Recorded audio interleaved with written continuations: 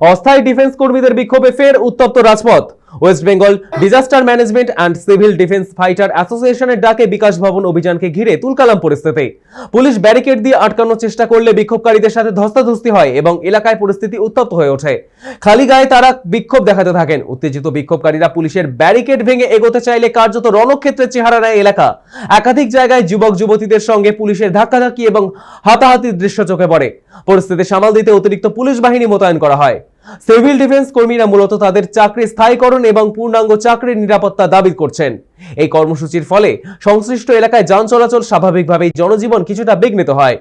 তাদের দাবি না মানা হলে আগামী দিনে আন্দোলন আরো তীব্র হওয়ার ইঙ্গিত দিয়েছে তারা।